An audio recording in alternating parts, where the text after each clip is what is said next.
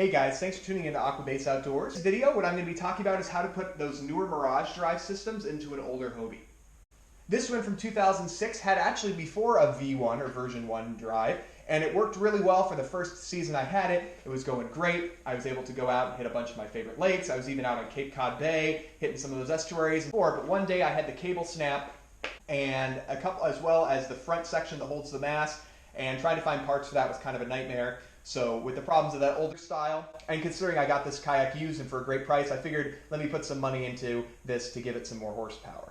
Now the drive I settled on getting was at the time the newer GT drive, which is here with the standard ST fins. Now I know probably a lot of you are thinking, well, how does the older style hull, because they crack, you can read message boards, and there is an issue with hulls cracking, especially in this model range for this year, this being a 2006, some of the earlier and actually right after that as well.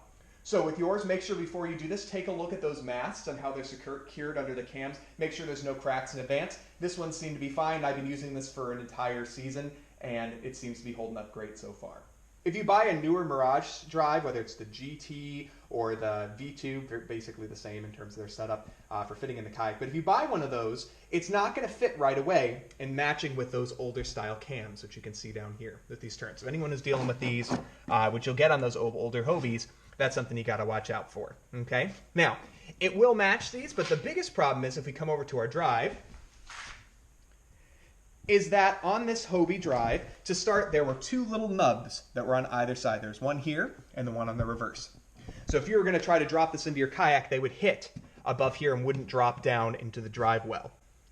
So what I got, and this wasn't my idea, but I got this off some message boards and things. Again, this is to help you guys out, so if you wanted to try it at home, you had to take, which is a little tough when you're looking at a more expensive purchase, is you're going to take a hacksaw, you're going to cut this off till it's flush on the side, and then it'll drop down nicely into your Hobie. So we're going to drop that newer style drive into the older cam lock. Now, when it comes in, we're going to kind of rock it forward and rock it down. You can see it locks in, and now we'll take the older cam, turn it over, and you're all set to go. That's not going anywhere. And you're ready to hit the water.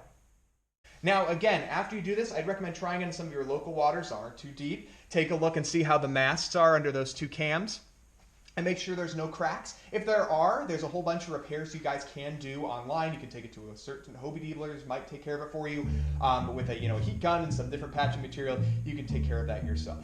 All right, I hope this video was helpful. If you have any questions about how to do this for your kayak or something you saw that you wanted to try too maybe on the kayak, just drop it below on some other videos you might want to see. If you can, please like this video, hit that subscribe button, and I'll be pumping out some more content real soon. Thank you so much for watching Aqua Outdoors.